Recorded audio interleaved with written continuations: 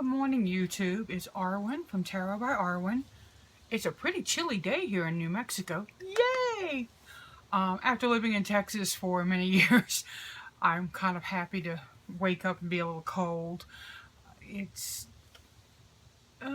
finches were at the feeder, but they're off to other things, and nobody's at the suet. So there's your bird report for the morning.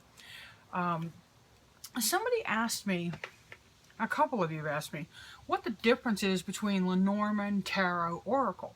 So I wanted to kind of address that in this video and talk a little bit about what's going on. We'll start with Lenormand, and I have the Under the Roses Lenormand deck. Ignore the chew box. One of my little Basenji decided she tried to read Lenormand for herself, so she kind of chewed it up. But this is Under the Roses Lenormand. It is by Kendra Herto and Katrina Hill, or Herto. I don't know how she says her last name. It's by a mother and daughter team. There are two types of Lenormand decks. There is the Grand Lenormand and the Le Petit Normand. The Le Petit Normand is really the more popular one these days. And it's more popular, I think, because it's easier. It's at 36 compared to 52 cards. There are 36 cards, as I said, in the Le Petit Lenormand, and that's what we'll be dealing with today. So I'm just going to call it Lenormand from here on out. Lenormand was a system attributed to a woman by the name of Mademoiselle Lenormand. I believe that was not her real name. She was a reader in Paris. She read for Napoleon and his Empress Josephine. Josephine is the one who was who used her more, if I remember my history. In this Under the Roses, and in many Lenormand decks of our time, people are putting in more than one of a certain card. For instance, in this deck, there's an extra male, a man or gentleman, and an extra female, or a woman or lady. In the Fairy Tale Lenormand that Lisa Hunt and I are working on, we have a prince and princess version and a peasant male and female version, since that's more traditional in our fairy tale world. And here's the gentleman in this card. Now, I'm not going to be doing scans, y'all, but Kendra and her daughter did 2 gentlemen and 2 ladies. They did 1 Caucasian and 1 African. I won't say African American because I don't know that these were based on American, and that would be my own I don't know, my own prejudice. I'm not using it in the ugly sense, but in the terms of I'm prejudged to think American. So yeah, it's gonna be one of those videos, guys. Lenormand has very specific meanings, very specific images. This is fish. And most Lenormand readers will tell you, and they do rename some in this. This is actually grave.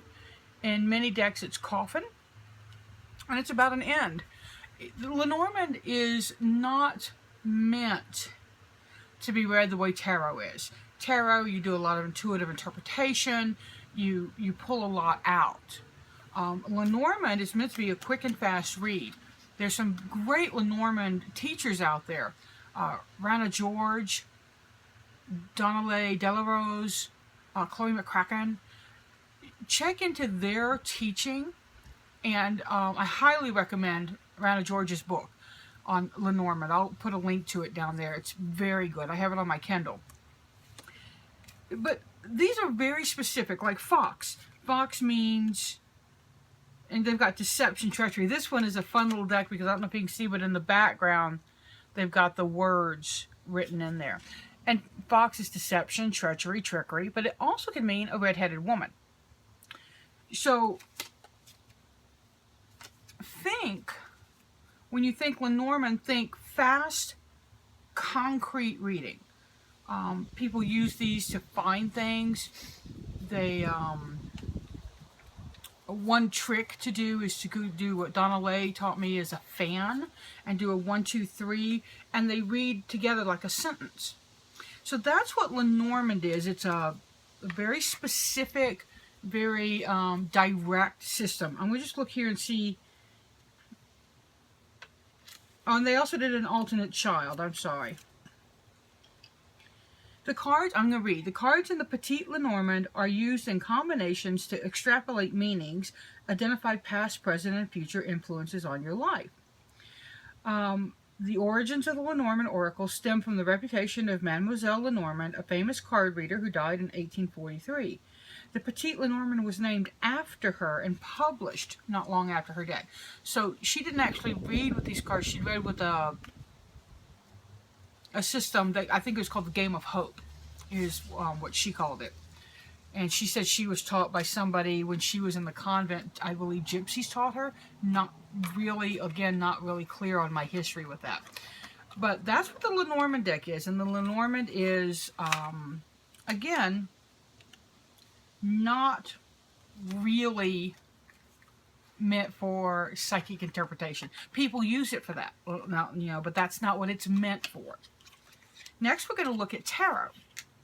Tarot, for me, is meant for intuition. It is meant for psychic insight, and I don't think it originally was. So, we're going to be looking at one of my very favorite decks, and I haven't done a video review of this yet. I've done a written review, but it's called the Dreaming Way Tarot.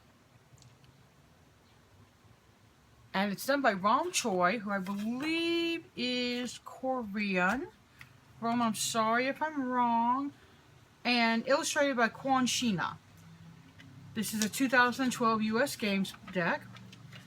When I put my decks up, I take the title cards and the cards that aren't part of the deck and stick them in the little white book. So when I pull everything out, they're separate. Arwen Trade Secrets.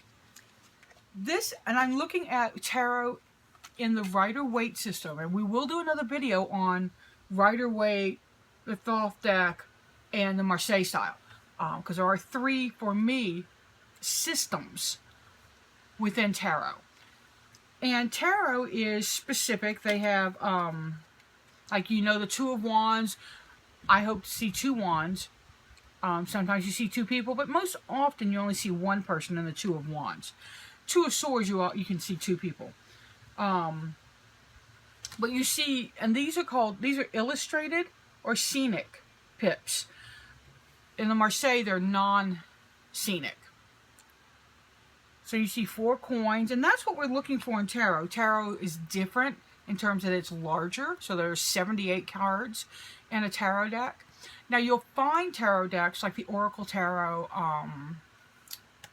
I just got another, the Silicon Valley Tarot, where they don't have 78 cards. Some of them have more, some of them have less. That's a choice of the creator, and they often have great reasons for it. Some traditionalists, some purists would say they're oracle decks, that they're not tarot decks. So, but we're not gonna go into that right now. Tower is a very iconic card. So this is what tarot is. Tarot is a system of cards that you're looking at. They do have specific meanings, but you can also extrapolate a lot more from those meanings, particularly based on what they're next to. So it's similar to Lenormand, but Lenormand, from what I understand and how I read Lenormand, is faster. It's more concrete. It's more direct. There's less wiggle room, if you will. Tarot has a lot of wiggle room. Now, let's talk about oracle decks. I'm showing you the cutest oracle deck. Oracle decks are neither Lenormand nor tarot. Okay, Arwen, that was easy. They are meant to spark your intuition. They are meant to engage your subconscious. And they often have great books, right? Now, this one's got a great book. This is Witchlings by Paulina Cassidy. She did the Joie de Vivre Tarot. She did the Paulina Tarot. I couldn't think of the name of it. I could see it very clearly. And she's done at least, I think, 2 oracle decks, maybe more. And her artwork is very evocative. You know it's her artwork. It's like Lisa Hunt. When you look at something, you're like, that's a Lisa Hunt. That's a Josephine Wall. You know Paulina Cassidy's work. So, and here's something about many oracle decks. They give you words. Sometimes they give you phrases or affirmation phrases. This is sanctuary. With a calm, focused mind and enjoyment of each moment, you create your very own sanctuary. Now, notice about affirmations, just a little aside. She didn't say you can create or you might create. She said you create. Very much in the moment, very much now. Sorry, I thought I saw a squirrel. No, really, a squirrel. Rejuvenation. Rejuvenate your mind, body, and spirit with a fresh and renewed approach to life. So what we see with oracle cards is they tend to be, they give you keywords very often. Most, not all. They want you to extrapolate. They want you to go off. They want you to say, oh, what does that word mean to me? Like, let's just pull a card. This will be my daily draw for today. And today is Friday, October the 16th.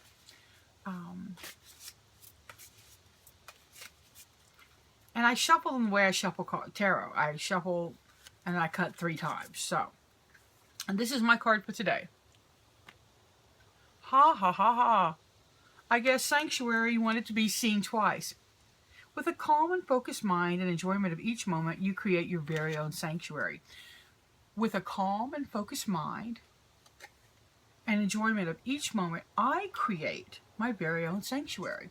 That's a very good card for me today. I've been gone from home for a couple of days. My husband works a full-time job, so he did not have any time to get in here and do much of anything. He just did basic minimums, you know, because we have a lot of animals. So taking care of the zoo pretty much eats up all of your free time when you come home from a full-time job. I hope this helped explain what the difference is. If you want to think in phrases, Lenormand fast, tarot intuitive, oracle branching out. I don't know if that's really how I think about it. I'm just trying to find something short and fast for y'all. And there's so many kind of oracle decks. I'm going to be showing you a Halloween oracle as part of my Samhain celebration. And it does have words. I did a vintage wisdom oracle. That's a video up here. It has words. There's just a lot when you think oracle, and oracles can be, they don't have to be cards. I'm looking at specifically oracle decks in this, but oracles can be bone throwing. I don't consider runes. I consider runes a system. They're a system of oracle or oracular divination, but I don't consider them oracle. So if I had rune cards, I wouldn't want them in with the oracles. I would say they were runes. I hope that makes sense. Ogum as well, the Ogum cards would be a similar thing for me. That's a system of divination. It's an oracular system, but I don't put it over here in the just all kinds of oracles. I'm confusing myself now.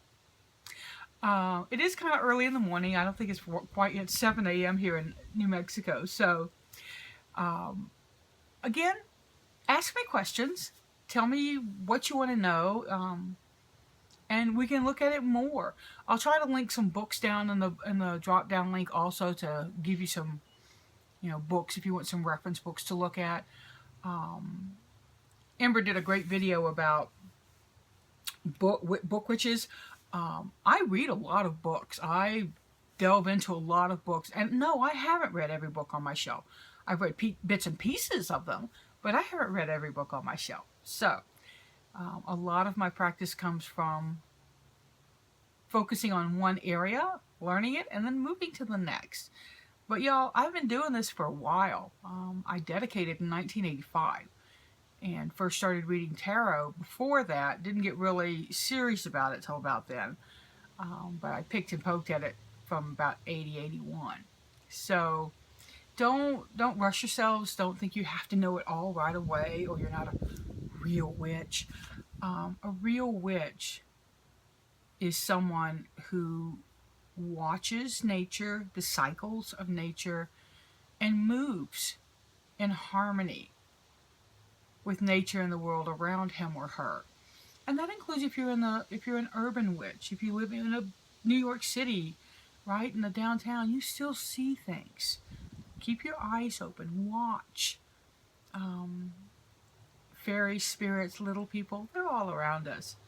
And if you keep your eyes open and do your work, you're a real witch. Tell them Arwen said so. So thanks so much for joining me. I'm Arwen of Tarot by Arwen. Seek joy, y'all. Pass it on.